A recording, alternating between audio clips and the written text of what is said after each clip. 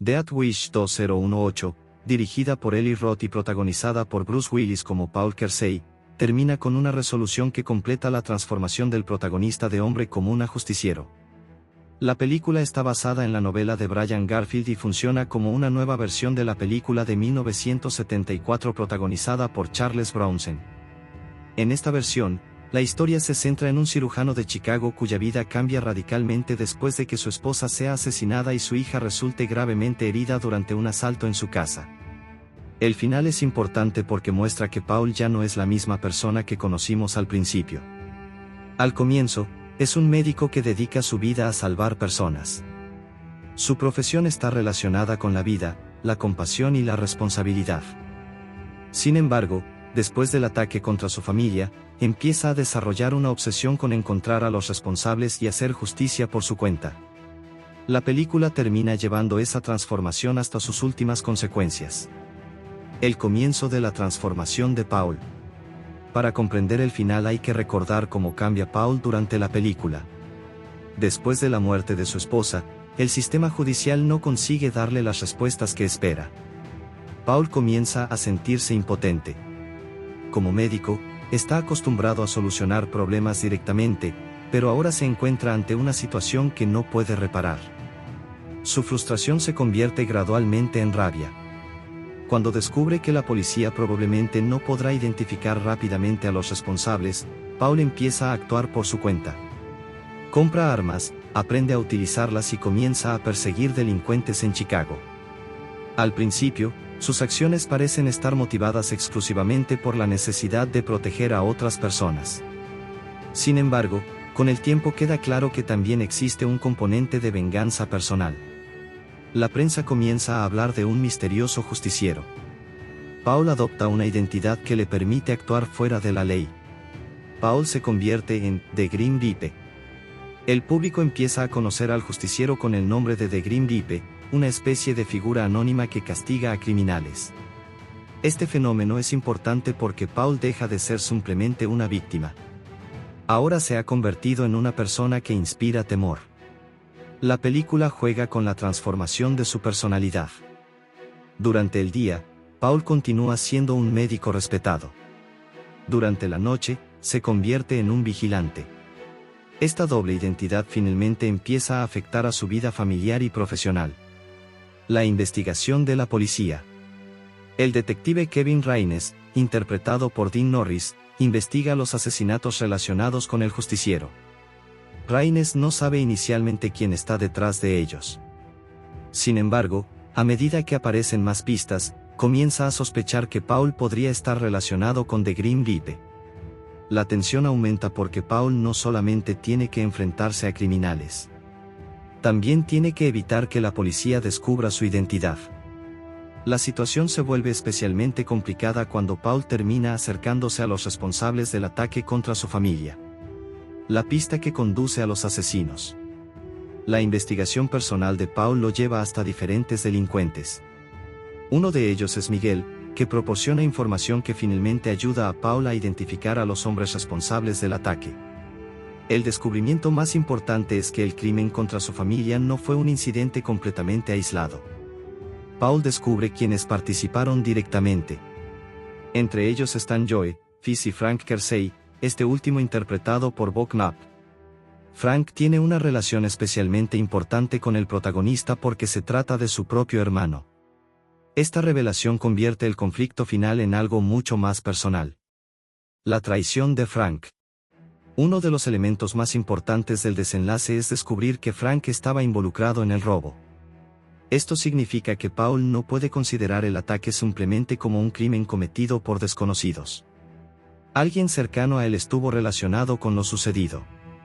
Frank no es presentado exactamente como la persona que planeó personalmente toda la tragedia, pero sí forma parte de la cadena de acontecimientos que permitió que el asalto ocurriera. La revelación afecta profundamente a Paul. Hasta ese momento, su objetivo era encontrar a los responsables. Ahora debe enfrentarse a una verdad mucho más dolorosa: alguien de su propia familia estuvo implicado. El enfrentamiento con Frank. Paul finalmente se encuentra con Frank. La situación termina en violencia y Frank muere.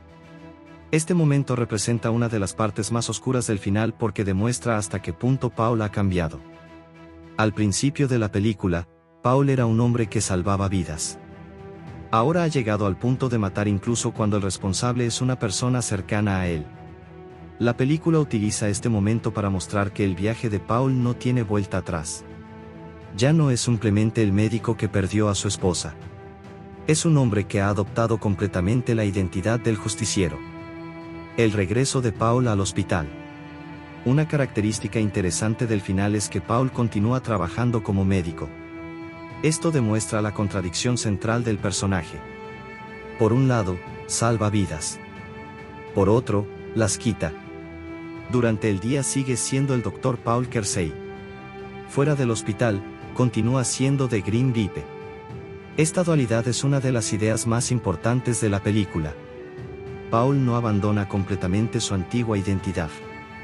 En cierto sentido, mantiene las dos versiones de sí mismo. El hospital y el último criminal. La secuencia final importante ocurre cuando Paul se encuentra con un hombre llamado Larkin, que está relacionado con la delincuencia. Larkin entra en la vida de Paul de una manera que permite que la historia conecte nuevamente su profesión médica con su actividad como vigilante. Paul se encuentra en una situación donde tiene la oportunidad de reconocer al criminal. Este momento prepara el enfrentamiento definitivo. La película quiere mostrar que la transformación de Paul todavía continúa. El ascensor. Una de las escenas más recordadas del final ocurre en el ascensor. Paul identifica a un hombre que está relacionado con actividades criminales. En lugar de ignorarlo, decide intervenir. El espacio reducido del ascensor crea una situación de tensión. Paul demuestra que ya no necesita esperar a que un criminal ataque a alguien. Ahora está dispuesto a actuar cuando reconoce una amenaza. Esta escena resume perfectamente su transformación. El médico que conocimos al principio habría dejado que la policía se encargara. El hombre en el que se ha convertido decide hacer justicia por sí mismo. El último enfrentamiento. Después de los acontecimientos principales, Paul continúa persiguiendo a los criminales. Su conflicto final representa la culminación de su venganza.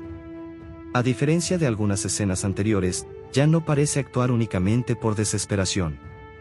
Ha aceptado completamente su nueva identidad. La violencia se ha convertido en una parte de su vida. Esta es precisamente la razón por la que el final puede interpretarse de una manera ambigua. La película presenta a Paul como alguien que ha recuperado cierta sensación de control, pero también muestra que ha perdido una parte de su humanidad. ¿Paul consigue justicia? Desde el punto de vista personal, sí. Paul identifica y elimina a las personas relacionadas directamente con la tragedia de su familia. Su esposa ha muerto y su hija ha quedado profundamente afectada por el ataque, así que ninguna acción de Paul puede realmente devolverle su vida anterior. Sin embargo, consigue responder a la pregunta que lo perseguía durante toda la película: ¿quién fue responsable? Y obtiene una forma de venganza. Pero venganza y justicia no son exactamente lo mismo.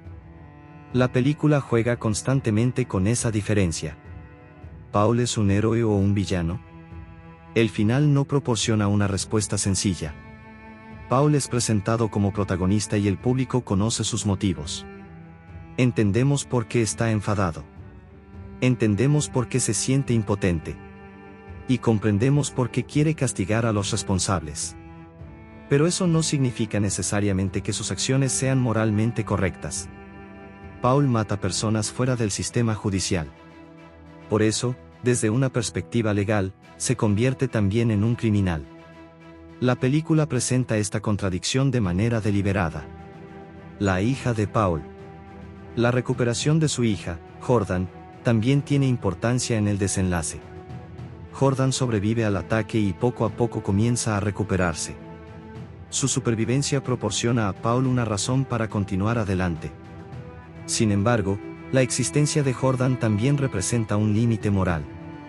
Paul quiere protegerla. Pero sus actividades como justiciero podrían ponerla nuevamente en peligro. La película utiliza esta relación para recordar que Paul no está completamente solo. Todavía tiene una familia que podría perder. La importancia de Jordan en el final. Jordan representa la posibilidad de que Paul conserve una vida normal. Si ella consigue recuperarse, Paul podría intentar regresar a su antigua existencia. Pero el final deja claro que él ya ha cambiado. Aunque tiene la oportunidad de volver a ser únicamente un padre y un médico, algo dentro de él ya no funciona de la misma manera. La violencia ha cambiado su forma de ver el mundo. Ahora cree que debe intervenir cuando las instituciones no consiguen proteger a las personas. La conversación con el detective Raines. Otro elemento interesante del final es la relación entre Paul y el detective Raines. Raines sospecha de Paul, pero no consigue demostrar completamente que él sea de Grim Reaper. La película utiliza esta situación para crear una especie de entendimiento tácito. Paul sabe que la policía lo está observando. Raines sabe que Paul probablemente oculta algo, pero no dispone de pruebas suficientes. Este conflicto queda parcialmente abierto. ¿Raines descubre la verdad?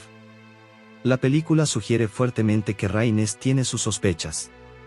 Sin embargo, no consigue establecer legalmente que Paul sea el justiciero. Esto permite que Paul continúe con su vida aparentemente normal. Es una decisión narrativa importante porque prepara la posibilidad de futuras historias. El espectador sabe quién es de Grim Reaper. La policía solamente puede sospechar. La última escena. La película termina con Paul observando una situación criminal y actuando como justiciero. La intención es clara, su historia no ha terminado. Paul ha decidido continuar. La escena final funciona como una declaración de que el protagonista ha adoptado definitivamente esta nueva identidad. No se trata de una transformación temporal provocada por el dolor. Ahora forma parte de su personalidad. El significado de la última imagen. La última imagen puede interpretarse como una especie de nacimiento definitivo de The Grim Reaper. Al principio, Paul no quería convertirse en un asesino. La tragedia lo empujó hacia la violencia. Después comenzó a sentirse poderoso cuando podía castigar a los delincuentes. Finalmente, llega a aceptar que esta será una parte permanente de su vida. El final, por lo tanto, no representa solamente la conclusión de una venganza. Representa el nacimiento de un nuevo personaje. La ironía del final. Existe una ironía importante. Paul comenzó la película intentando salvar vidas. Como cirujano, su profesión consiste en reparar cuerpos y evitar muertes. Pero termina utilizando sus conocimientos y habilidades para convertirse en un vigilante armado. La misma persona que trabaja para preservar la vida se convierte en alguien que decide quién merece morir. Esta contradicción hace que el personaje sea más interesante. No obstante, la película no profundiza demasiado en las consecuencias psicológicas de esta contradicción. El final plantea una pregunta bastante conocida en las historias de vigilantes: ¿qué sucede cuando una persona deja de confiar en el sistema de justicia? Paul cree que el sistema es demasiado lento o incapaz de proteger a su familia. Por eso, decide convertirse en su propia forma de justicia. El problema es que una vez que alguien obtiene el poder de decidir quién es culpable y quién merece morir, existe un enorme riesgo de abuso. La película reconoce parcialmente este problema, aunque su enfoque principal sigue siendo el entretenimiento de acción. El papel de la venganza. La venganza es el motor emocional de toda la historia. Paul no busca simplemente capturar criminales. Quiere que sufran. Esa diferencia es importante. Si su objetivo fuera únicamente proteger a otras personas, podría limitarse a intervenir para detener delitos. Pero Paul también está intentando compensar emocionalmente la pérdida de su esposa. Naturalmente, ninguna muerte puede devolverle a su familia lo que perdió. Por eso, su venganza nunca puede proporcionar una verdadera recuperación. Paul después de la venganza. Una de las preguntas más interesantes es qué ocurre con una persona después de conseguir aquello que buscaba. Paul consigue vengarse. Pero no recupera a su esposa. Su hija sigue teniendo las cicatrices del ataque. Su vida profesional ha cambiado. Y él mismo se ha convertido en alguien diferente. Por eso, el final no puede interpretarse como un final completamente feliz. Paul gana su batalla inmediata, pero pierde parte de la persona que era.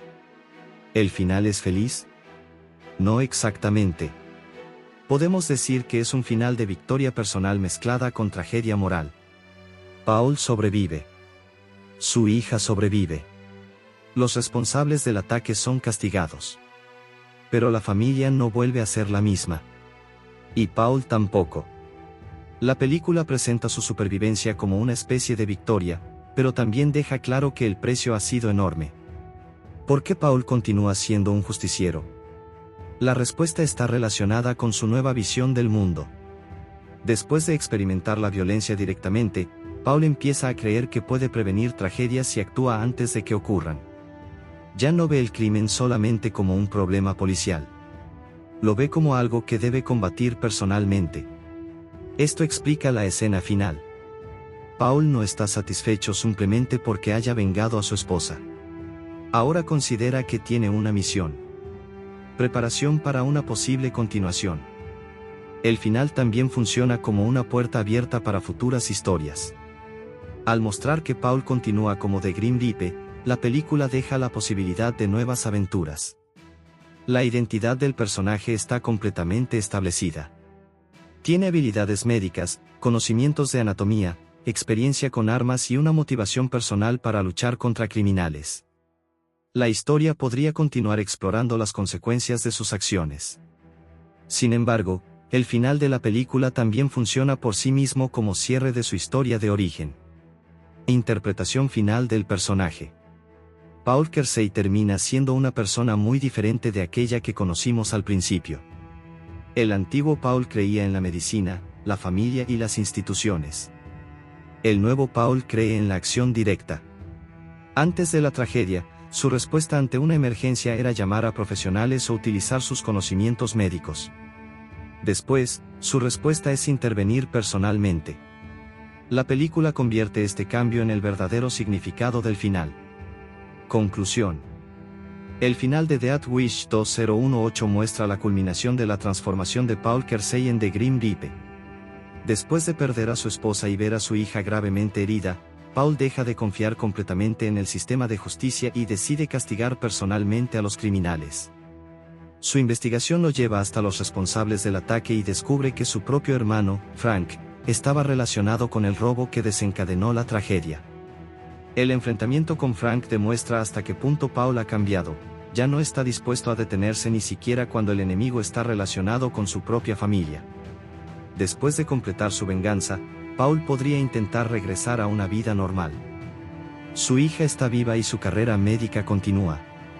Sin embargo, el hombre que comenzó la película ya no existe de la misma manera.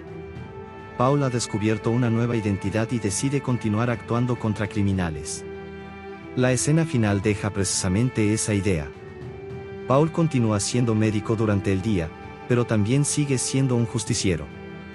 La policía tiene sospechas sobre su verdadera identidad, pero no puede demostrarlo completamente. Paul, por su parte, sabe que está fuera de la ley y aún así considera que sus acciones son necesarias. Por eso, el final no debe interpretarse simplemente como una victoria heroica. Paul consigue vengar a su familia, pero esa victoria tiene un precio. Ha perdido su esposa, ha traumatizado su relación con su propia identidad y ha cruzado repetidamente límites morales y legales. El mensaje más interesante del desenlace es que Paul no vuelve a ser quien era antes de la tragedia. La venganza no termina cuando elimina a los responsables, en cierto sentido, transforma completamente su manera de vivir. Así, Death Wish termina con Paul convertido definitivamente en un vigilante. Ya no es solamente un médico que busca justicia para su familia. Ahora es un hombre que ha decidido enfrentarse al crimen por su cuenta. La película deja al espectador con una pregunta fundamental: ¿Paul está haciendo justicia o simplemente se ha convertido en otra forma de violencia? La banda sonora original fue compuesta por Ludwig Göransson, compositor sueco que posteriormente alcanzaría enorme reconocimiento internacional por trabajos como Black Panther, Creed, Oppenheimer y otras producciones importantes. En Death Wish, su música utiliza una combinación de elementos electrónicos, texturas oscuras, sonidos de tensión y recursos orquestales para acompañar una historia de crimen, venganza y violencia. El álbum oficial de la música original de Death Wish fue publicado por Sony Classical el 23 de febrero de 2018 y contiene 20 pistas compuestas por Göransson. Entre ellas se encuentran Race to the Hospital, Intruders, Jordan, Reading the Trance, Ave Fight, The Rip's First Victim, Fleeing the Scene, Media Takeout, Grim Reaper, Breakthrough, Hoodies, Bowling Night at El Treble, Going Viral, You Don't Know Jack, Knox Calls, Shootout at Blowout / Stabbing, Jordan Returns, Knox Returns, Gun for Good y Death Wish Titles. Ludwig Göransson como compositor. Ludwig Göransson nació en Suecia y desarrolló desde joven una formación musical sólida. Su trayectoria combina la tradición de la composición cinematográfica con influencias contemporáneas procedentes de la música electrónica, el hip hop, el pop y otros géneros modernos. Esta combinación es especialmente apropiada para Death Wish porque la película tampoco pertenece a un único género. Es al mismo tiempo un thriller criminal, una película de acción, una historia de venganza y un drama familiar. Göransson ya había demostrado capacidad para trabajar con diferentes estilos antes de Death Wish. Su colaboración con el director Ryan Coogler en Fruitvale Station y Creed fue especialmente importante para su evolución como compositor cinematográfico. Posteriormente, su trabajo en Black Panther y Oppenheimer lo convertiría en uno de los compositores contemporáneos más reconocidos. En Death Wish, sin embargo, el objetivo no era crear una partitura excesivamente épica. La película necesitaba una música más oscura, agresiva y urbana. El estilo musical de Death Wish. La partitura utiliza principalmente una combinación de electrónica, sintetizadores, percusión, sonidos graves y elementos orquestales. Esta mezcla crea una atmósfera contemporánea que encaja con el Chicago moderno donde transcurre la historia. La música no intenta convertir a Paul en un héroe tradicional desde el principio. En realidad, acompaña su evolución. Cuando Paul todavía es un médico y padre de familia, la música puede ser más contenida. Cuando comienza a convertirse en el justiciero conocido como The Grim Reaper, las texturas se vuelven más oscuras y agresivas. Esta evolución musical ayuda a representar el cambio psicológico del personaje. La música como representación de Paul Kersey. La principal función de la BGM es acompañar el viaje de Paul. Al principio, Paul es una persona relativamente normal. Es un cirujano con una familia y una vida estable. Después del ataque contra su esposa y su hija, todo cambia. La música comienza a adquirir una sensación de tensión y peligro. A medida que Paul aprende a utilizar armas y empieza a perseguir criminales, el sonido de la película se vuelve progresivamente más intenso. La música, por lo tanto, no solamente acompaña las escenas de acción. También funciona como una especie de representación del estado mental del protagonista. Race to the Hospital. Race to the Hospital es una de las primeras pistas importantes del álbum. El propio título indica una situación de emergencia. La música necesita transmitir urgencia, movimiento y desesperación. En términos narrativos, esta clase de pieza ayuda a establecer que la vida de Paul ha cambiado de manera irreversible. El hospital también tiene un significado especial porque representa su profesión. Paul es cirujano y está acostumbrado a enfrentarse a emergencias médicas. La tragedia familiar transforma esa relación. El hospital deja de ser únicamente un lugar donde trabaja y se convierte en parte del trauma que experimenta. Intruders. Intruders está relacionada con la presencia de los invasores y con el peligro que amenaza a la familia Kersey.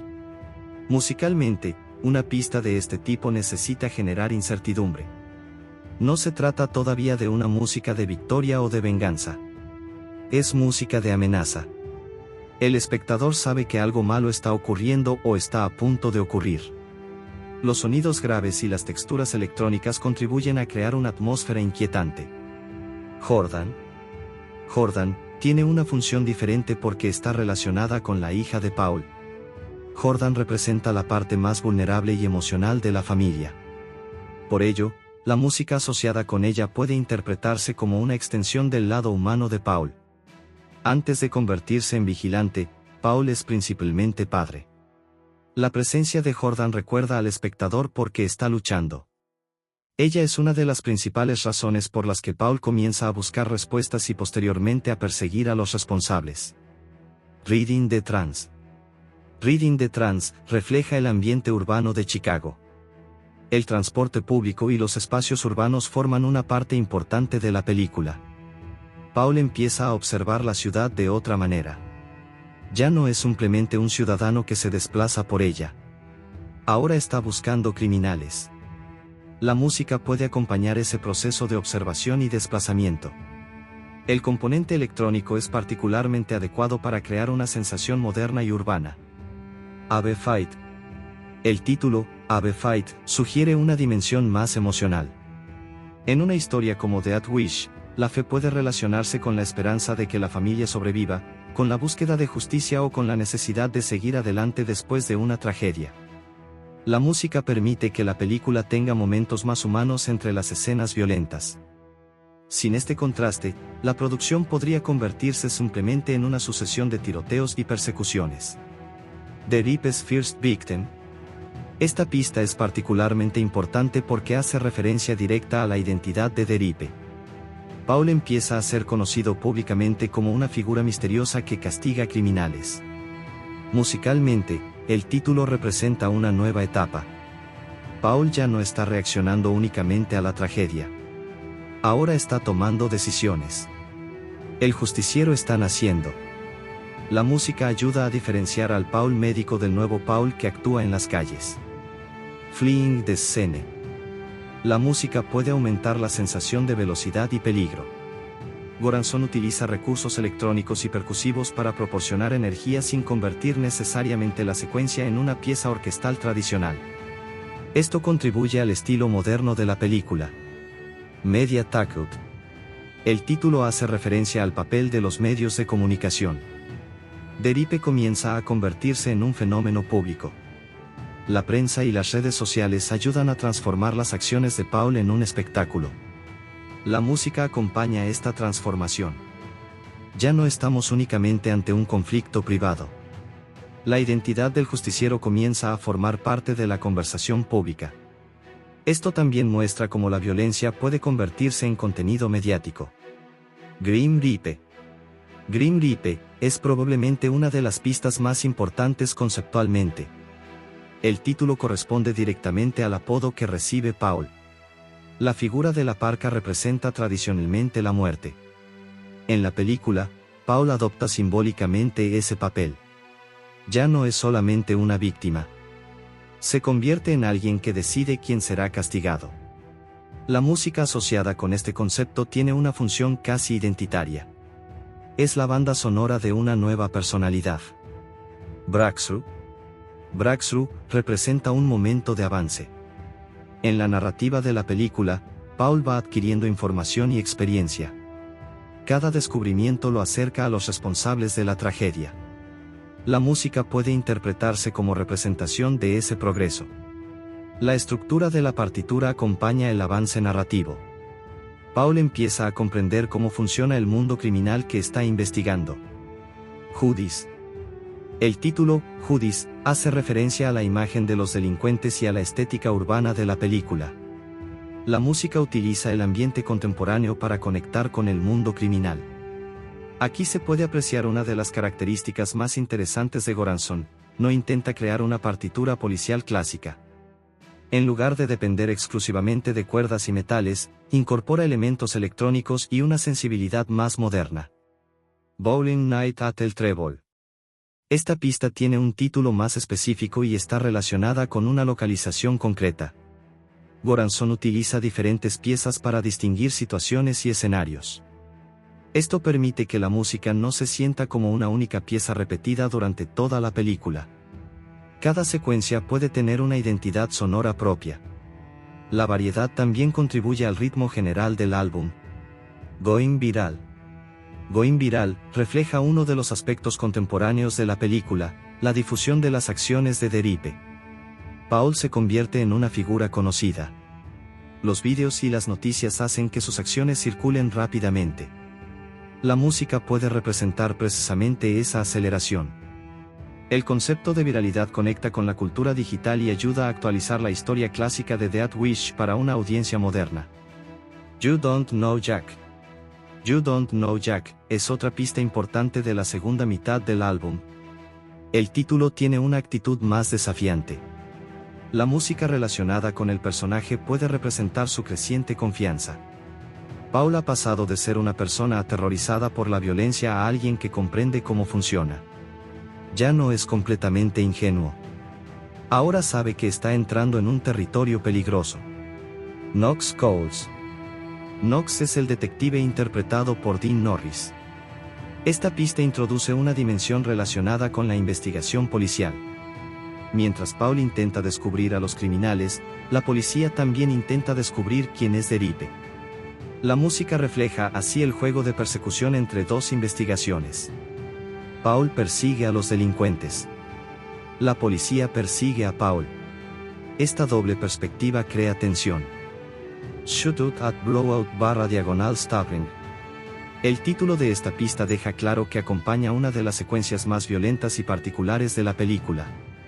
La música de acción necesita coordinarse con disparos, movimientos rápidos y cambios de intensidad. Göransson utiliza la percusión y los sonidos electrónicos para mantener una sensación de energía. La pieza demuestra cómo la partitura puede convertirse prácticamente en parte del montaje. Cuando la acción se acelera, la música también puede hacerlo. Jordan Returns. Jordan Returns devuelve la atención hacia la hija de Paul. Esto es importante porque la película no quiere que la transformación del protagonista elimine completamente su lado familiar. Jordan sigue siendo una conexión con la vida que Paul tenía antes de convertirse en justiciero. Por eso, las piezas relacionadas con ella funcionan como contrapeso frente a las pistas más agresivas. Knox Returns. Knox Returns vuelve a centrar la atención en el detective. La repetición del nombre indica que la investigación continúa. La música ayuda a mantener el hilo policial mientras la historia se aproxima a su desenlace. Paul sabe que la policía está cada vez más cerca de descubrir la verdad. Gone for Good. Gone for Good tiene un título especialmente apropiado para una historia sobre pérdida. La película está construida alrededor de una ausencia que no puede repararse. La esposa de Paul se ha ido. La vida anterior de Paul también se ha ido. Incluso después de conseguir vengarse, no puede recuperar lo que perdió. La música ayuda a expresar esta dimensión trágica. Death Wish and Titles. La última pista del álbum es Death Wish and Titles. Como música de créditos finales, resume la identidad musical de la película. Después de toda la violencia, la persecución y la transformación de Paul, la música cierra la experiencia. El título es sencillo, pero representa el concepto central de la película. Paul ha desarrollado un deseo de castigar y enfrentarse a la muerte. La partitura final deja una impresión oscura y moderna. El uso de música licenciada. Además de la partitura original de Göransson, Death Wish utiliza canciones de otros artistas. Entre las canciones identificadas en la película se encuentran Back in Black, de AC/DC, Don't Worry Baby, de The Beach Boys, Love Sosa, de Chef Keef, Sacrifice, de Sorcery, Stupid Rich, y otras piezas. Estas canciones cumplen una función diferente a la BGM. La música original de Göransson está diseñada específicamente para acompañar la narrativa.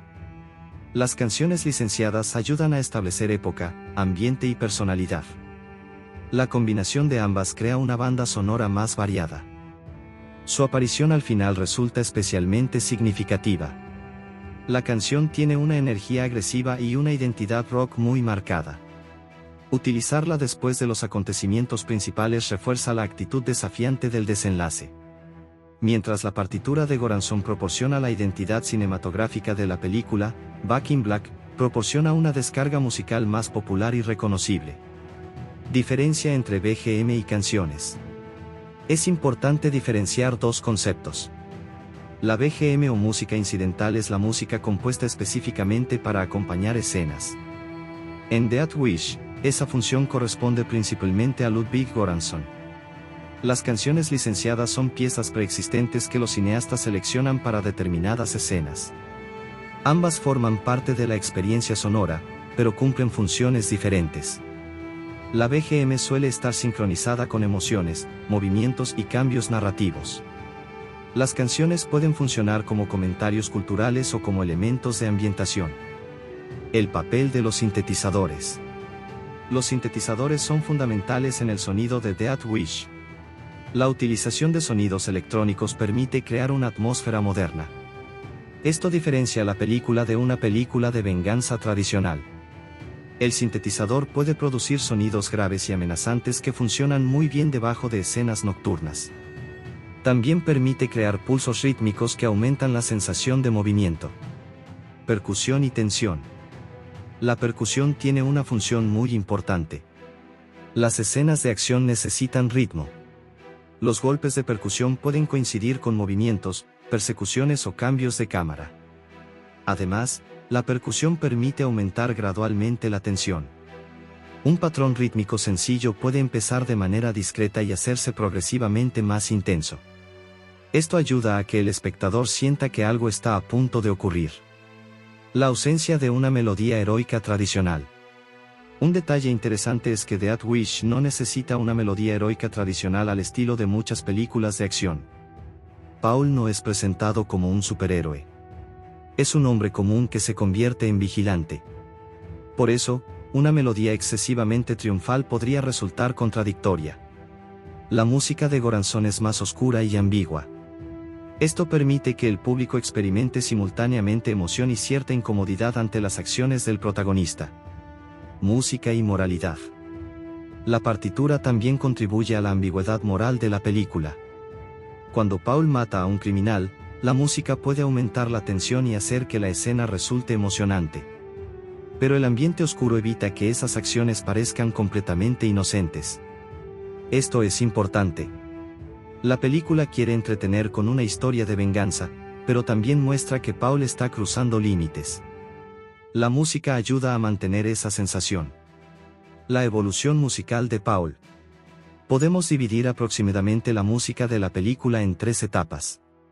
La primera corresponde al Paul familiar y médico. La segunda representa al Paul que descubre la violencia. La tercera corresponde al Paul convertido en Deripe. En la primera etapa, la música está más relacionada con la emoción y la tensión. En la segunda, aumenta la presencia de sonidos oscuros y rítmicos. En la tercera, la música adquiere una identidad más agresiva. Este cambio funciona como reflejo sonoro de la transformación del personaje. La música y el ambiente de Chicago. Chicago no es solamente un fondo visual. La ciudad forma parte de la identidad de la película. Las calles, trenes, barrios, hospitales y espacios nocturnos crean una atmósfera urbana. La música electrónica de Goranson encaja perfectamente con ese entorno. No intenta convertir Chicago en una ciudad genérica. La BGM tiene una sensación contemporánea que ayuda a representar el paisaje urbano. La producción del álbum. El álbum oficial contiene 20 pistas y fue lanzado como banda sonora original de la película. Sony Classical estuvo detrás de su lanzamiento y la edición apareció en febrero de 2018. Además de Goranson como compositor y artista principal, los créditos de varias pistas incluyen profesionales de grabación, mezcla, producción adicional y masterización. Esto muestra que la creación de una partitura cinematográfica moderna implica mucho más que escribir melodías. La composición es solamente una parte del proceso.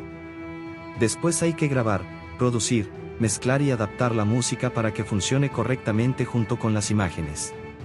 Valoración de la música. La BGM de Death Wish funciona especialmente bien como acompañamiento cinematográfico. No necesariamente es una banda sonora que dependa de grandes melodías que el público pueda cantar después de ver la película. Su principal fortaleza está en la atmósfera. Goranson crea un mundo sonoro oscuro, urbano y moderno. Esto encaja perfectamente con la personalidad de la película. Las pistas individuales tienen títulos que permiten seguir el recorrido narrativo de Paul. Desde Race to the Hospital hasta Death Wish and Titles, el álbum prácticamente cuenta la historia mediante nombres de escenas y personajes. Es una de las mejores obras de Goranson. Probablemente no es la obra más famosa ni la más innovadora de su carrera. Su trabajo en Black Panther y Oppenheimer, por ejemplo, tiene una dimensión musical mucho más amplia y ambiciosa. Pero Death Wish es importante dentro de su evolución. Demuestra su capacidad para trabajar en una película de acción contemporánea y combinar música electrónica con elementos cinematográficos. También muestra una característica que se convertiría en una constante de su carrera, la capacidad para adaptar el sonido a la personalidad específica de una película. La música de Death Wish 2018 es una parte esencial de la identidad de la película. Ludwig Göransson compuso una partitura que combina electrónica, sintetizadores, percusión y elementos orquestales para crear un ambiente oscuro, moderno y urbano. El álbum oficial contiene 20 pistas originales y fue lanzado en febrero de 2018. Lo más interesante de la BGM es que no intenta simplemente hacer que las escenas de acción sean más emocionantes. Su función principal es acompañar la transformación de Paul Kersey. Reis de Hospital representa la emergencia y la tragedia inicial. Jordan conecta con la dimensión familiar. The Rip's First Victim y Grim Reaper reflejan el nacimiento de la nueva identidad de Paul. Knox Calls y Knox Returns mantienen el componente policial. Jordan Returns recuerda el vínculo familiar y Gone for Good aporta una dimensión más melancólica antes de llegar a Death Wish and Titles. La utilización de canciones licenciadas complementa la partitura original. Temas como Don't Worry Baby, de The Beach Boys y Back in Black, de AC/DC aportan una identidad musical diferente y ayudan a definir determinadas escenas y momentos de la película.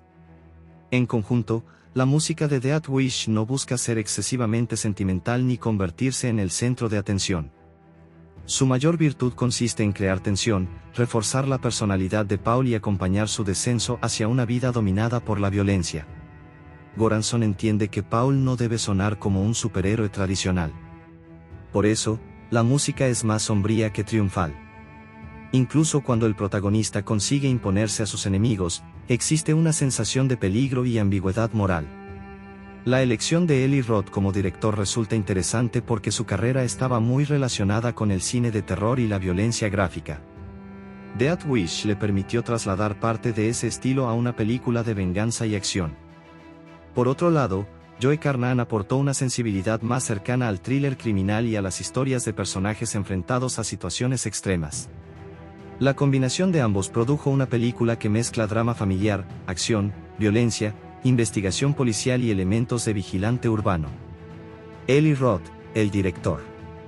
Eli Roth nació en Estados Unidos y se hizo conocido principalmente como director, guionista, productor y actor relacionado con el cine de terror.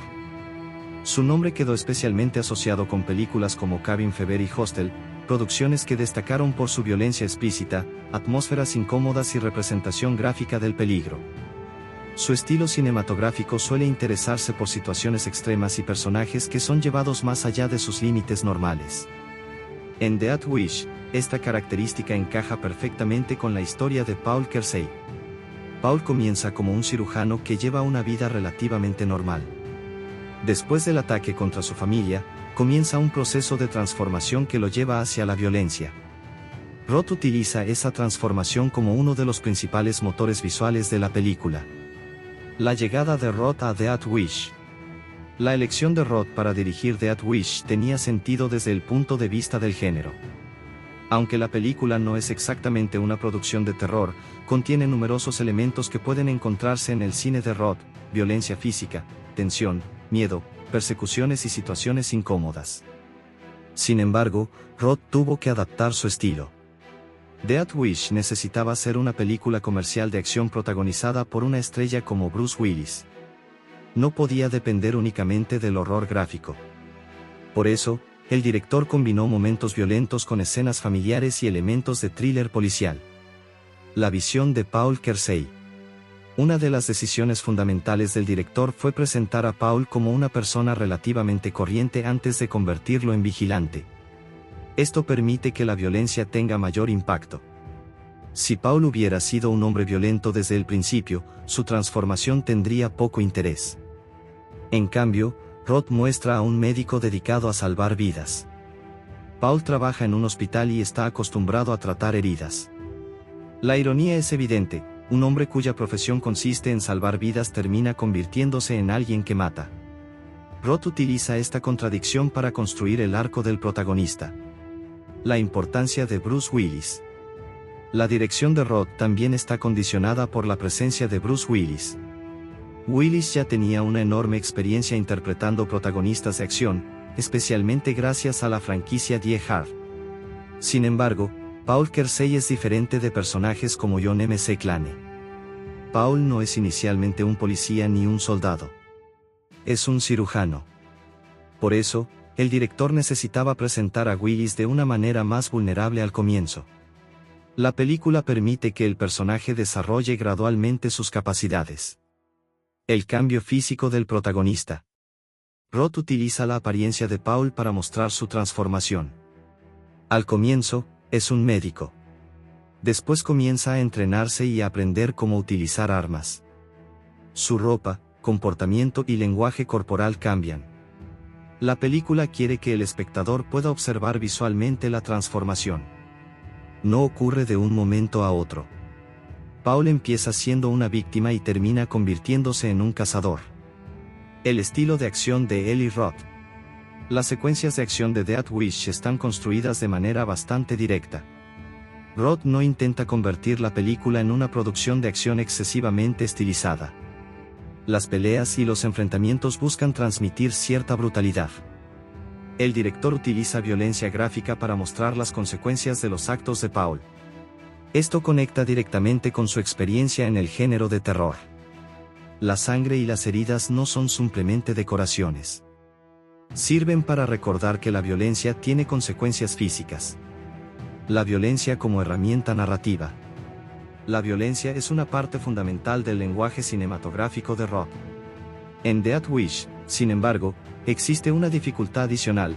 La película presenta a un protagonista que utiliza la violencia para conseguir justicia. Esto puede hacer que algunas escenas resulten deliberadamente incómodas. El público puede sentirse satisfecho cuando Paul derrota a un criminal, pero al mismo tiempo puede preguntarse hasta qué punto sus acciones son justificables. Roth aprovecha esa tensión. El Chicago de la película. La dirección también presta atención al entorno urbano. Chicago funciona como una parte importante de la historia. La ciudad aparece como un espacio donde pueden coexistir familias, hospitales, delincuentes, policías y personas comunes. Paul empieza observando la ciudad como médico. Después comienza a observarla como vigilante. El mismo entorno adquiere un significado diferente según el estado mental del personaje. El contraste entre el hospital y las calles. Uno de los contrastes visuales más interesantes es el existente entre el hospital y las calles. El hospital representa la profesión de Paul. Es un lugar asociado con la medicina, la recuperación y la vida. Las calles nocturnas representan su nueva identidad. Allí Paul encuentra violencia, delincuencia y peligro. Roth utiliza estos dos espacios para representar las dos personalidades del protagonista. Durante el día, Paul es médico. Durante la noche, es de Grim Reaper. El uso de la cámara. La cámara en Death Wish suele estar orientada hacia la acción y los personajes. El director evita convertir cada escena en una exhibición visual excesivamente complicada. La prioridad es mantener clara la acción. Esto permite que el espectador entienda qué está haciendo Paul y por qué. Durante las escenas de tensión, la cámara puede acercarse a los personajes para aumentar la sensación de peligro. Durante los enfrentamientos, el montaje se vuelve más rápido. La representación del crimen. Roth presenta un Chicago donde la violencia está presente en diferentes espacios. Los criminales no son solamente una amenaza abstracta. La película intenta mostrar que pueden aparecer en lugares cotidianos. Esto es importante porque explica la paranoia creciente de Paul. Después de lo ocurrido con su familia, empieza a interpretar muchos acontecimientos desde una perspectiva diferente. La ciudad que antes era familiar ahora parece peligrosa. El tratamiento del miedo. Aunque Death Wish es una película de acción, Roth no abandona completamente sus raíces de terror. Algunas escenas están construidas alrededor del miedo. La película muestra lo que significa encontrarse indefenso ante una amenaza. Esto es especialmente importante durante el ataque inicial contra la familia de Paul. La secuencia establece el trauma que posteriormente controla gran parte de sus decisiones. El ataque a la familia. El ataque contra la familia Kersey es fundamental para la película. Roth necesitaba hacer que el acontecimiento tuviera suficiente impacto emocional para justificar la transformación posterior de Paul. La violencia de la escena no solamente sirve para sorprender. También establece la motivación. Después de esa noche, Paul deja de confiar en su antigua forma de entender el mundo. Joe Carnahan, el guionista. El guion de Death Wish fue escrito por Joe Carnahan, conocido por trabajar en películas de acción y thrillers como Narc, The Grey, Smoking, Aces y The ATM. Carnahan tiene experiencia escribiendo historias centradas en personajes bajo presión. Sus guiones suelen incluir violencia, policías, criminales, dilemas morales y protagonistas que tienen que tomar decisiones extremas. Por eso, su estilo encaja con la historia de Paul Kersey. La adaptación de Brian Garfield. La historia original de Death Wish procede de la novela de Brian Garfield. La novela exploraba la transformación de un hombre común después de una tragedia familiar. La película de 2018 conserva esa idea fundamental, pero actualiza el contexto. Carnahan tuvo que adaptar la historia a una audiencia contemporánea y a un escenario cinematográfico moderno. Además, la película toma elementos de la versión cinematográfica de 1974. La actualización del personaje. Una de las decisiones importantes del guion es convertir a Paul en cirujano.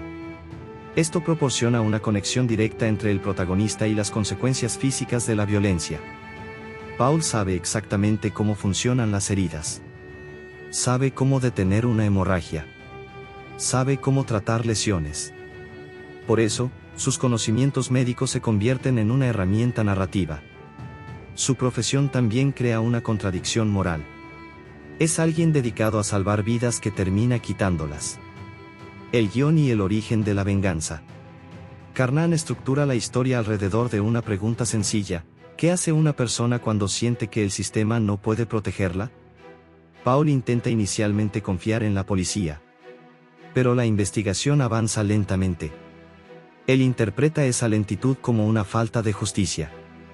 Entonces decide intervenir. El guión presenta así una evolución progresiva. Paul no empieza como un asesino. Se convierte en uno.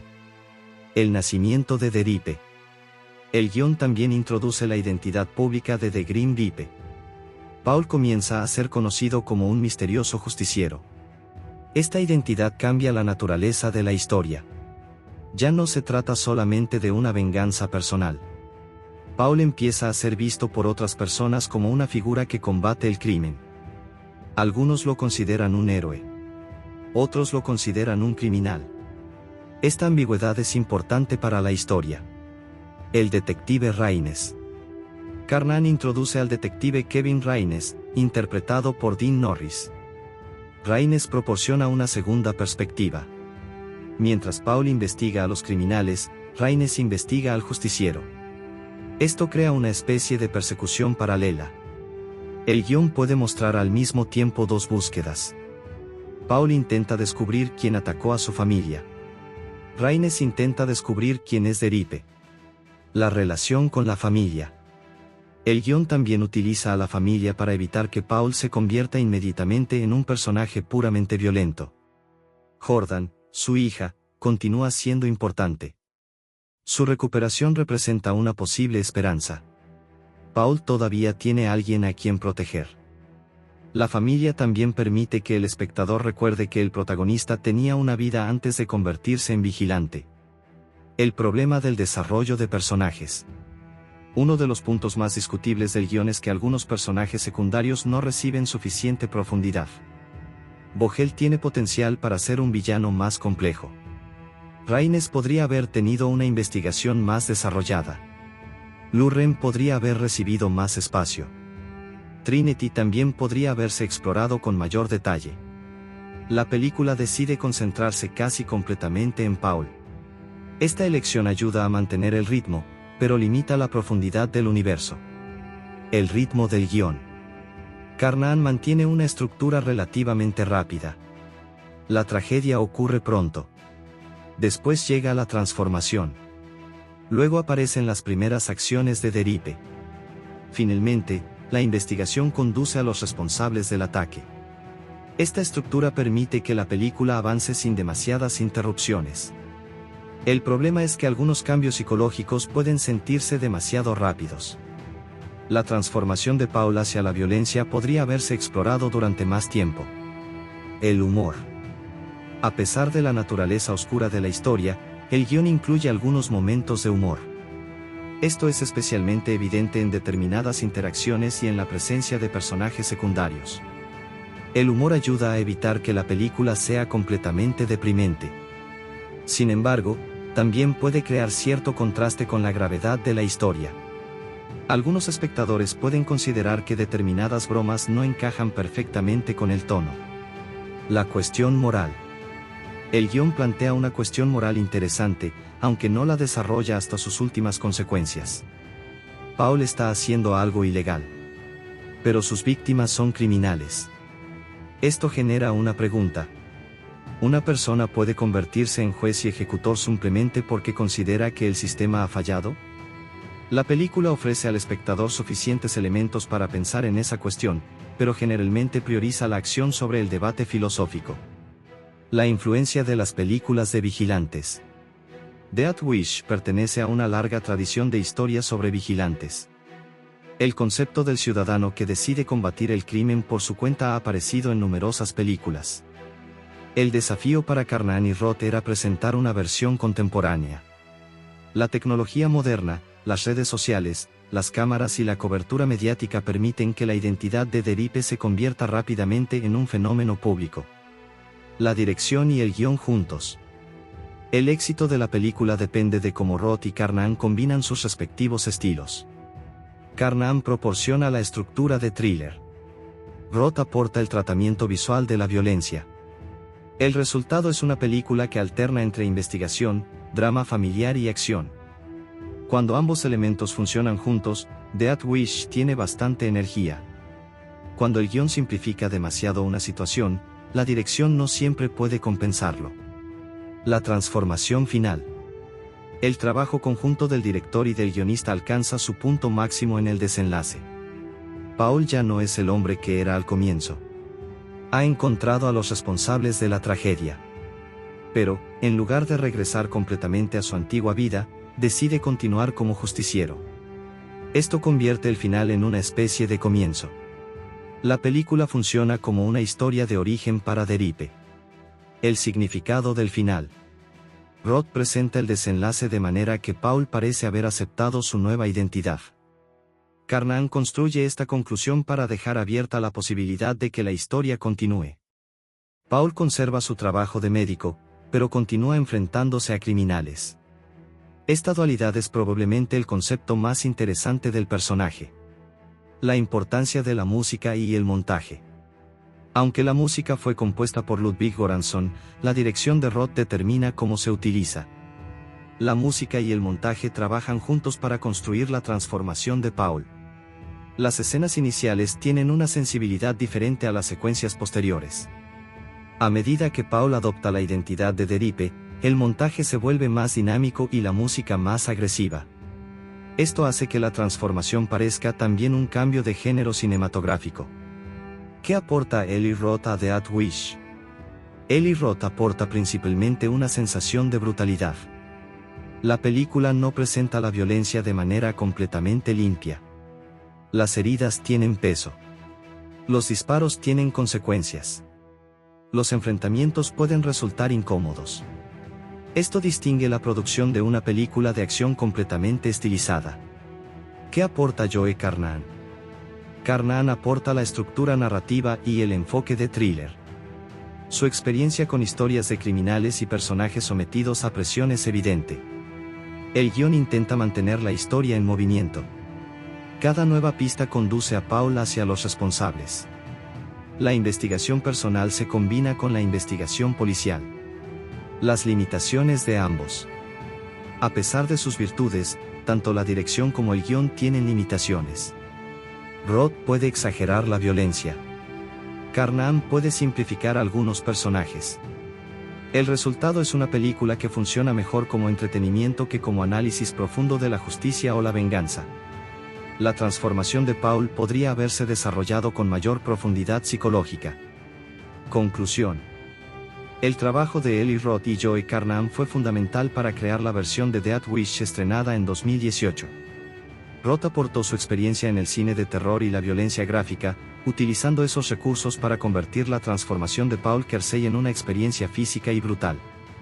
Su dirección presenta la ciudad, los criminales y los enfrentamientos desde una perspectiva relativamente directa, mientras que el contraste entre el hospital y las calles ayuda a representar las dos identidades del protagonista. Joe Carnahan, por su parte, construyó el guión alrededor de una idea clásica: un hombre común que, después de perder a su esposa y ver gravemente herida a su hija, decide que el sistema de justicia no es suficiente. A partir de ahí, desarrolla la investigación personal de Paul, el nacimiento de The Grim Reaper y el conflicto paralelo con el detective Raines. La mayor fortaleza de la colaboración entre ambos es la transformación de Paul. Bruce Willis comienza como un médico y padre, pero termina convertido en un vigilante. Roth hace visible esa transformación mediante la violencia, la acción y el lenguaje cinematográfico, mientras Carnahan la construye narrativamente. Sin embargo, la película también muestra algunas limitaciones. El guión podría haber desarrollado más a los personajes secundarios, especialmente a los antagonistas y a la organización Trinity. La cuestión moral de la justicia por mano propia también podría haberse explorado con mayor profundidad. Aún así, Death Wish consigue cumplir su principal objetivo como thriller de acción. La dirección de Eli Roth proporciona energía y violencia, mientras que el guión de Joe Carnahan mantiene una estructura sencilla y accesible. Death Wish, estrenada en 2018 y dirigida por Eli Roth, fue una película de acción y thriller protagonizada por Bruce Willis en el papel de Paul Kersey. La producción fue concebida como una nueva versión de la película de 1974 y llegó a los cines en un momento particularmente delicado para las películas relacionadas con armas y violencia. Con un presupuesto de producción estimado en $30 millones, la película consiguió una recaudación mundial que distintas bases de datos registran de manera ligeramente diferente, pero que se sitúa aproximadamente entre $48,6 y $55,9 millones. La diferencia depende de la fuente y de cómo se contabilizan determinados mercados internacionales. La cifra detallada de The Numbers registra $34.017 millones en Estados Unidos y Canadá y $14.559 millones en el mercado internacional, para un total de $48.576 millones. Otras bases de datos cinematográficas sitúan el total mundial alrededor de $49,6 millones, mientras que algunas cifras agregadas posteriores indican aproximadamente $55,9 millones. Por eso, lo más prudente es considerar que la película terminó con una recaudación mundial cercana a los $50 millones. Presupuesto de producción. El presupuesto estimado de Death Wish fue de aproximadamente $30 millones. Para una película protagonizada por una estrella internacional como Bruce Willis, pero que no pertenece a una franquicia de superhéroes ni cuenta con un presupuesto gigantesco, se trataba de una producción de tamaño medio. El objetivo era crear un thriller de acción relativamente contenido, aprovechando principalmente la popularidad de Willis y el reconocimiento de la marca Death Wish. La película tampoco necesitaba alcanzar las cifras de una superproducción de 150 o 200 millones de dólares para tener posibilidades comerciales. Sin embargo, el presupuesto de producción no representa todos los gastos que intervienen en el lanzamiento de una película. A esa cantidad hay que añadir costes de marketing, distribución, copias, publicidad internacional y otros gastos relacionados con la explotación comercial. Por esa razón, comparar directamente los 30 millones del presupuesto con la recaudación mundial no permite determinar por sí solo cuánto dinero ganó realmente el estudio. Estreno en los cines. Death Wish llegó a los cines de Estados Unidos el 2 de marzo de 2018. El lanzamiento fue amplio y la película comenzó su recorrido comercial en miles de salas. The Numbers registra 2.847 salas durante su primer fin de semana y un máximo de 2.882 salas durante su recorrido doméstico. Su duración media por sala fue de aproximadamente 3,7 semanas. El estreno estadounidense era especialmente importante porque Estados Unidos constituía la principal fuente de ingresos para la película. Aproximadamente el 70% de la recaudación mundial registrada por The Numbers procedió del mercado doméstico, mientras que el 30% restante correspondió a los mercados internacionales. La fecha de lanzamiento también situó la película en una época competitiva del calendario cinematográfico. Death Wish necesitaba atraer principalmente a adultos interesados en películas de acción, thrillers criminales y producciones protagonizadas por Bruce Willis. El fin de semana de estreno. Durante su primer fin de semana en Estados Unidos y Canadá, Death Wish consiguió aproximadamente $13,01 millones. Esta cantidad representó alrededor del 38,2% de toda su recaudación doméstica. El resultado no fue un desastre comercial, pero tampoco representó un gran éxito para una producción que buscaba aprovechar el nombre de Bruce Willis y una propiedad cinematográfica conocida. El primer fin de semana es especialmente importante porque determina en gran medida el potencial de una película durante las semanas siguientes. En el caso de Death Wish, el descenso posterior fue considerable, lo que indica que la producción dependió bastante de su público inicial. El llamado legs, es decir, la relación entre la recaudación doméstica total y la del primer fin de semana, fue aproximadamente de 2,61 según The Numbers. Esto significa que después del estreno la película continuó generando ingresos, pero no tuvo una permanencia extraordinariamente larga en las salas. Recaudación doméstica. En Estados Unidos y Canadá, Death Wish terminó con aproximadamente $34,017 millones. Esta fue claramente la parte más importante de sus ingresos teatrales. La cifra tiene cierta relevancia porque prácticamente equivale al presupuesto de producción de 30 millones. Sin embargo, no significa que el estudio recuperara automáticamente los 30 millones únicamente con la taquilla doméstica. Los ingresos de taquilla se dividen entre los exhibidores y los distribuidores. El estudio recibe solamente una parte del dinero pagado por los espectadores. Por lo tanto, una recaudación doméstica de 34 millones no representa 34 millones de beneficio para MGM.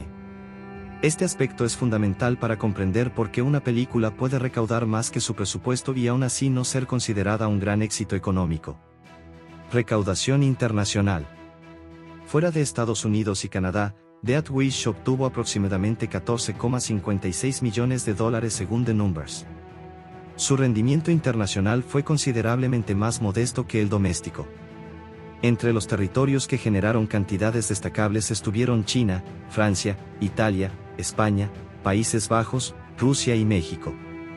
China aportó aproximadamente $3,25 millones, Francia alrededor de $1,85 millones, Italia cerca de $1,69 millones, España unos $855,000, Países Bajos aproximadamente $826,000 y México cerca de $678,000. Estos resultados muestran que la película tenía cierto atractivo internacional, pero no logró convertirse en un fenómeno global. Resultado mundial. Sumando Estados Unidos, Canadá y los mercados internacionales, The Numbers registra aproximadamente $48,576 millones para la película. Otras fuentes muestran cifras mundiales algo diferentes.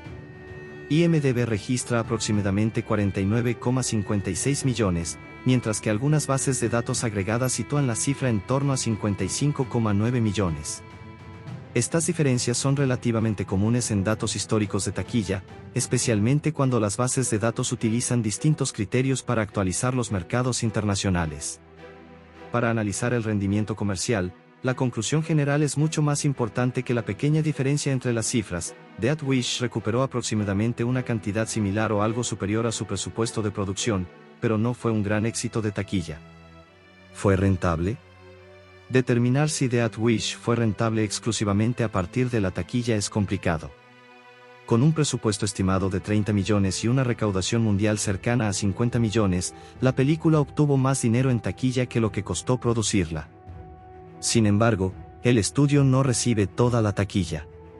Además, existieron gastos de publicidad y distribución. Por eso, el resultado teatral puede describirse como modesto, más que como un gran triunfo financiero. La película tenía otras fuentes de ingresos que podían ayudar a mejorar su rendimiento general, especialmente el mercado doméstico, las ventas físicas, el alquiler digital, las compras digitales, la televisión y las plataformas posteriores. El contexto de su rendimiento. El rendimiento comercial de Death Wish también debe entenderse teniendo en cuenta su temática. La película se centra en un hombre que utiliza armas para castigar criminales después de que su familia sea atacada. Es un concepto que puede atraer a los aficionados al cine de acción, pero que también puede generar controversia. El estreno tuvo lugar poco después de varios debates públicos especialmente intensos en Estados Unidos sobre la violencia con armas de fuego. Esto hizo que la película recibiera una atención adicional, pero no necesariamente positiva. La controversia podía generar curiosidad entre determinados espectadores, mientras que podía alejar a otros. La importancia de Bruce Willis. Bruce Willis fue uno de los principales argumentos comerciales de la producción.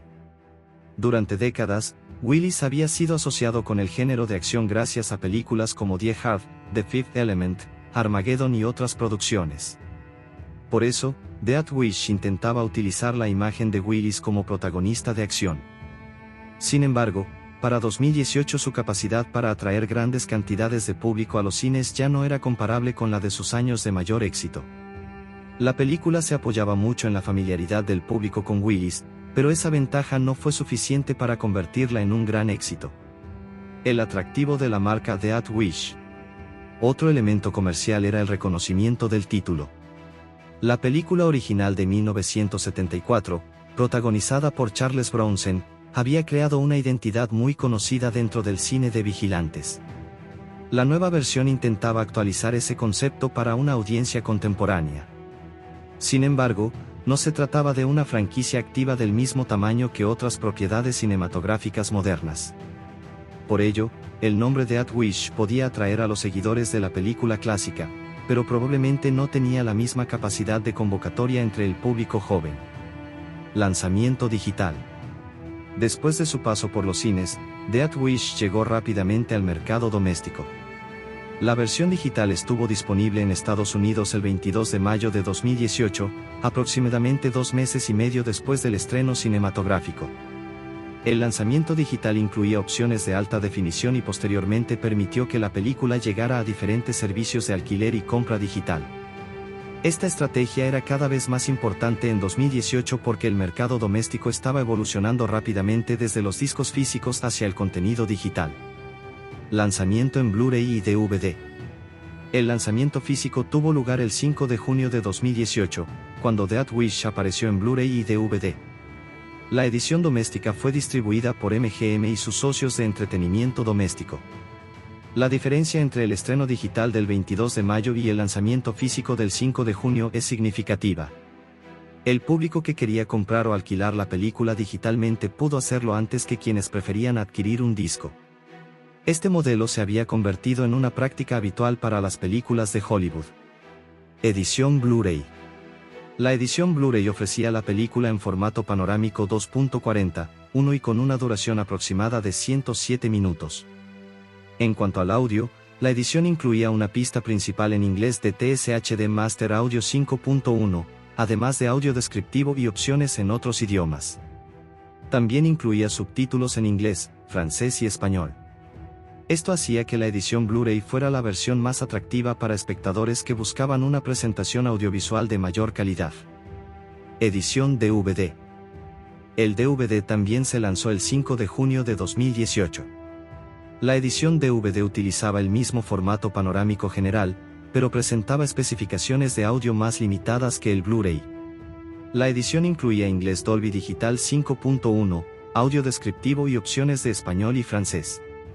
El DVD seguía teniendo importancia comercial en 2018, especialmente para consumidores que todavía preferían comprar películas en formato físico. Contenido adicional. Uno de los aspectos interesantes de la edición doméstica fue la inclusión de material adicional. Entre los extras se encontraba un comentario de audio con Eli Roth y Roger Birnbaum, que permitía conocer detalles sobre la realización de la película. También se incluyeron escenas eliminadas con comentario opcional, ofreciendo al público una mirada a material que no llegó al montaje cinematográfico definitivo. Estos extras son particularmente útiles para los aficionados al cine porque permiten comprender mejor las decisiones del director y del equipo de producción. Vengeance and Vision, Directing Death Wish. Uno de los contenidos especiales más relevantes fue Vengeance and Vision, Directing Death Wish. El título deja claro que el material se centraba en la dirección de Eli Roth y en la visión detrás de la película. Este tipo de contenido es especialmente apropiado para una producción como Death Wish, ya que la interpretación del director era fundamental para definir el tono de violencia y acción. Roth tenía que equilibrar el thriller, el drama familiar y las escenas de acción. Escenas extendidas. El lanzamiento doméstico también incluía material relacionado con segmentos extendidos de programas como Manco Morning Show y Swa in the Morning. Estos contenidos funcionan como material promocional adicional y ayudan a documentar la campaña alrededor de la película. También se incluyó un tráiler estilo Greenhouse, elemento que encaja especialmente bien con la sensibilidad cinematográfica de Eli Roth y con el carácter violento de Death Wish. Ventas de DVD y Blu-ray. El mercado físico proporcionó una fuente adicional de ingresos después de la salida de los cines. The Numbers estima aproximadamente $3,77 millones en ventas domésticas de DVD y alrededor de $4,72 millones en ventas de Blu-ray, para un total aproximado de $8,49 millones en ventas físicas domésticas. Estas cifras son importantes porque muestran que la película continuó generando ingresos después de abandonar las salas. El Blu-ray tuvo un rendimiento superior al DVD en términos de ingresos estimados, algo que resulta lógico teniendo en cuenta que normalmente tenía un precio de venta más elevado. Rendimiento inicial del Blu-ray. Durante su primera semana registrada de ventas, el Blu-ray vendió aproximadamente 88.120 unidades y generó cerca de $1,76 millones. En su segunda semana sumó otras 48.506 unidades y aproximadamente $968.000. Esto demuestra que existía un público dispuesto a adquirir la película en formato físico incluso después de su modesto rendimiento cinematográfico. El Blu-ray, por tanto, ayudó a ampliar la vida comercial de la película. Rendimiento del DVD. El DVD también tuvo ventas, aunque el valor total estimado fue inferior al del Blu-ray. Las ventas físicas combinadas muestran que el público doméstico aportó una cantidad relevante después del recorrido cinematográfico. Para una película con un presupuesto de 30 millones, esos ingresos adicionales podían ser importantes para mejorar el resultado financiero general. El papel del mercado digital. Además de los discos, el lanzamiento digital proporcionó otra fuente de ingresos. Las plataformas digitales permitían al espectador comprar o alquilar la película sin tener que adquirir un disco físico. Esto resultaba especialmente conveniente para películas de acción como Death Wish, que podían encontrar una segunda audiencia entre espectadores que no habían acudido al cine. La ventana digital relativamente temprana también ayudó a mantener la película visible después de su recorrido teatral. La estrategia de home media. La estrategia de home media de Death Wish puede resumirse en 3 etapas. Primero llegó el lanzamiento digital el 22 de mayo de 2018. Después, el 5 de junio de 2018, llegaron las ediciones Blu-ray y DVD. Finalmente, la película continuó disponible mediante diferentes formatos y servicios domésticos. Este calendario permitía aprovechar primero el mercado de compra y alquiler digital y posteriormente el mercado físico. El lanzamiento 4K. La película también tuvo una edición doméstica que incluía 4K Ultra HD, Blu-ray y digital, registrada alrededor de junio de 2018. Posteriormente apareció una edición 4K UHD/diagonal Blu-ray en 2023. La existencia de una versión 4K es especialmente relevante para una película visualmente orientada hacia la acción y la violencia. Las escenas nocturnas, los tiroteos y los ambientes urbanos pueden beneficiarse de una presentación de mayor resolución y rango dinámico. Valor comercial del home media. El mercado doméstico fue particularmente importante porque la película no consiguió convertirse en un gran éxito teatral. Cuando una producción tiene un rendimiento cinematográfico modesto, el lanzamiento en DVD, Blu-ray y digital puede ayudar a ampliar considerablemente su vida comercial. En el caso de Death Wish, los aproximadamente $8,5 millones estimados en ventas físicas domésticas muestran que existió una demanda posterior al estreno. A esto habría que añadir los ingresos digitales y de otras ventanas, que no están completamente representados en las cifras de ventas físicas. Comparación entre taquilla y home media. La diferencia entre la taquilla y el mercado doméstico resulta interesante. En cines, la película consiguió aproximadamente $34 millones en Estados Unidos y Canadá. En ventas físicas domésticas, las estimaciones disponibles suman alrededor de 8,5 millones. Por supuesto, no son cifras directamente comparables porque la taquilla representa ingresos brutos de entradas, mientras que las ventas de discos representan dinero generado por productos vendidos. Además, las plataformas digitales tienen modelos económicos diferentes. Lo importante es que Death Wish tuvo una segunda oportunidad comercial después de abandonar las salas. Balance final. Su rendimiento internacional fue particularmente limitado, mientras que Estados Unidos y Canadá proporcionaron la mayor parte de la recaudación. El mercado doméstico fue más interesante. El lanzamiento digital llegó el 22 de mayo de 2018 y las ediciones Blu-ray y DVD aparecieron el 5 de junio. La película contó además con comentarios del director, escenas eliminadas, material sobre la dirección y otros extras. Las ventas físicas estimadas de aproximadamente $8,5 millones muestran que la película conservó una audiencia después de su paso por los cines. El Blu-ray fue particularmente importante y generó más ingresos estimados que el DVD. Por eso, los efectos visuales de la película funcionan sobre todo como una herramienta de apoyo. Sirven para complementar los efectos prácticos, mejorar determinados escenarios, eliminar elementos no deseados, crear heridas y sangre digitales cuando es necesario y hacer que las secuencias de acción sean más seguras para los actores y el equipo. La diferencia entre VFX y CGI es importante para comprender el trabajo realizado en la película. VFX significa efectos visuales y engloba todo el conjunto de técnicas utilizadas para modificar o crear imágenes durante la postproducción. CGI, por su parte, significa imágenes generadas por computadora y constituye solamente una parte de los efectos visuales. En Death Wish, el CGI no es el protagonista.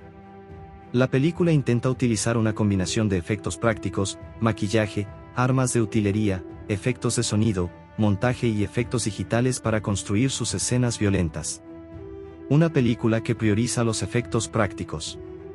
El estilo visual de Eli Roth está muy relacionado con la sensación física de la violencia. En una producción como Death Wish, utilizar únicamente CGI para representar heridas, disparos y sangre podría hacer que algunas escenas perdieran naturalidad. Por eso, la película se apoya en técnicas tradicionales siempre que resultan apropiadas. Los efectos prácticos pueden incluir armas de utilería, dispositivos de efectos especiales, maquillaje protésico, sangre artificial, elementos físicos colocados en el escenario y mecanismos controlados durante el rodaje. Posteriormente, los artistas de VFX pueden modificar digitalmente esos elementos para mejorar su apariencia. Este enfoque híbrido es especialmente útil para una película de acción realista. El espectador no necesita ver enormes criaturas digitales ni explosiones gigantescas. Necesita creer que las personas están realmente dentro de una situación peligrosa. El CGI en las escenas de disparos. Los disparos son uno de los elementos fundamentales de Death Wish. Debido a las exigencias de seguridad de una producción cinematográfica moderna, las armas utilizadas durante el rodaje requieren un control extremadamente cuidadoso. En muchas ocasiones, los efectos visuales pueden utilizarse para mejorar o sustituir determinados elementos relacionados con los disparos. Los fogonazos pueden ser añadidos digitalmente, las trayectorias visuales pueden reforzarse y determinados impactos pueden construirse posteriormente. Esto permite que el director tenga mayor libertad durante el montaje. Un disparo cinematográfico no consiste simplemente en mostrar un arma y escuchar un sonido. El espectador debe percibir el retroceso, el fogonazo, el impacto, la reacción del personaje y las consecuencias sobre el entorno. Parte de estos elementos puede ser práctica y parte puede ser digital. Los fogonazos de las armas. Los fogonazos o muzzle flashes son pequeños detalles que tienen un gran efecto visual. Cuando un personaje dispara, el espectador espera observar una breve explosión de luz en la boca del arma.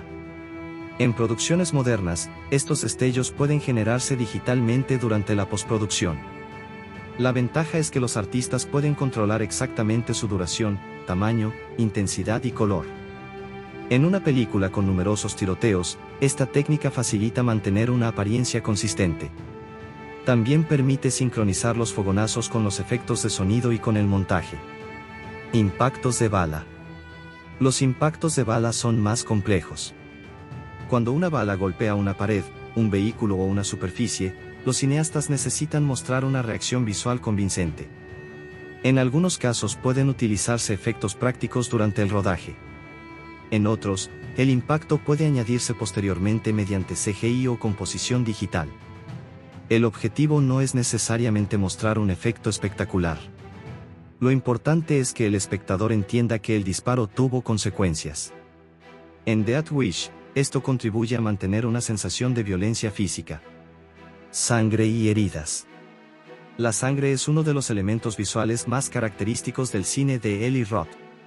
Sin embargo, la sangre cinematográfica puede construirse mediante diferentes técnicas. Durante el rodaje pueden utilizarse bolsas de sangre, tubos, maquillaje, prótesis y otros mecanismos prácticos. Después, los artistas digitales pueden aumentar la cantidad de sangre, corregir problemas o añadir detalles que no pudieron realizarse físicamente. El resultado final puede ser una combinación de sangre realista y efectos digitales. Esta mezcla permite que las heridas sean suficientemente convincentes sin obligar al equipo a repetir constantemente escenas peligrosas. Maquillaje protésico y VFX. Los efectos visuales no sustituyen necesariamente al maquillaje. En una producción de acción, el maquillaje protésico puede crear heridas físicas sobre los actores. Estas heridas pueden ser fotografiadas directamente por la cámara. Posteriormente, los efectos visuales pueden mejorar su aspecto. Por ejemplo, un artista digital puede modificar el color, añadir pequeñas cantidades de sangre o eliminar imperfecciones producidas durante la filmación. Este proceso se conoce habitualmente como composición digital. La combinación de maquillaje práctico y retoque digital suele producir resultados más naturales que crear completamente una herida desde cero mediante CGI. Explosiones y destrucción.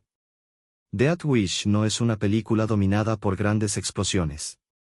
Sin embargo, las escenas de acción pueden contener destrucción de vehículos, impactos, cristales rotos y otros efectos. En estos casos, los efectos visuales pueden utilizarse para ampliar un efecto práctico.